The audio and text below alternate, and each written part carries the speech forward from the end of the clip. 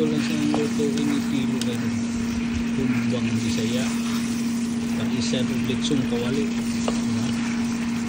Siguro pwede na to. Tikman natin kung pwede na ba. Parang kulang.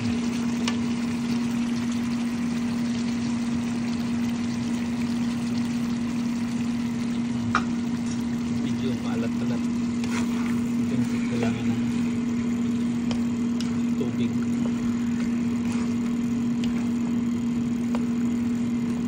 Lagyan natin ng konting tubig kasi pero parang maalat eh. Kuha tayo ng hot water. So nandito tayo sa labas.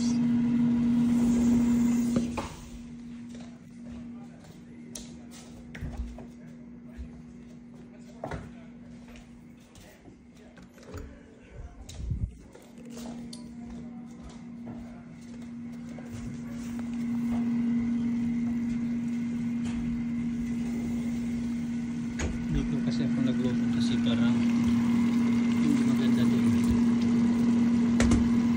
sa loob yung amoy.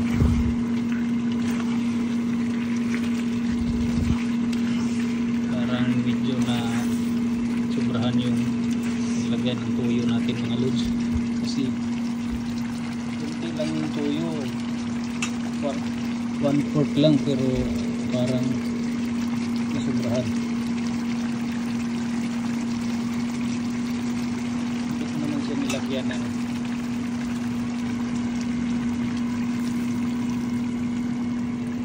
siya nilagyan ng asin. Ay, nakalimutan ko pala yung black beans natin, salted pala yun. So kaya pala nagiging ano siya. So pwede na tayo kumain kasi luto naman to. Dapat tayong mag-antay sa bisita ng asawa ko. Nagluto ako para sa sarili, hindi sa nakain ako, bahala na yun. Pagdating nila, luto na to, kain din sila, diba? Ako mauna kasi ako. Parang ulam na ito mga Rods.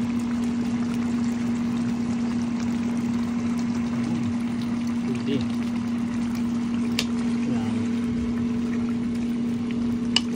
Tama lang, pang rice talaga, hindi siya pwede sa walang rice.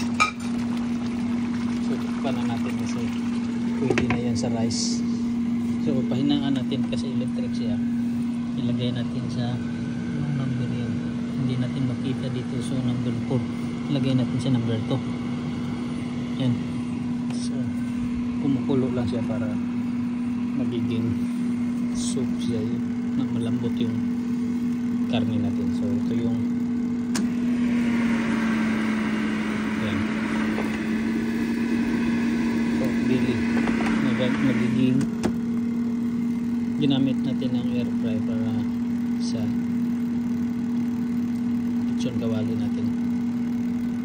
So luto na yun mga lods. So, salamat sa atin. Hindi ko nakunan kasi kininto ko yung pagluto kanina kasi yung asawa ko, yung sasakyan niya nagloko, na breakdown yung asawa ko yung sasakyan niya. Tumakbo mga 3 kilometers. Pagkatapos niya ng trabaho, tumakbo yung sasakyan ng mga 3 kilometers, tapos huminto na siya kasi yung engine may problem.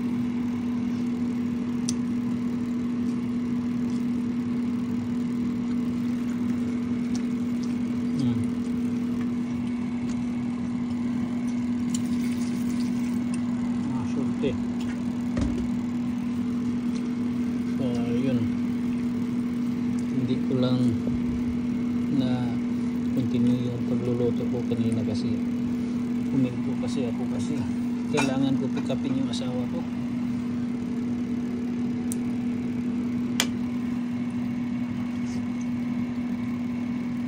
Dapat pwede na kasi hindi na siya masyado malat. Yan, hayaan na lang natin yan. Nasa mahina naman yan na ulitin natin. Lagyan natin sa number 3.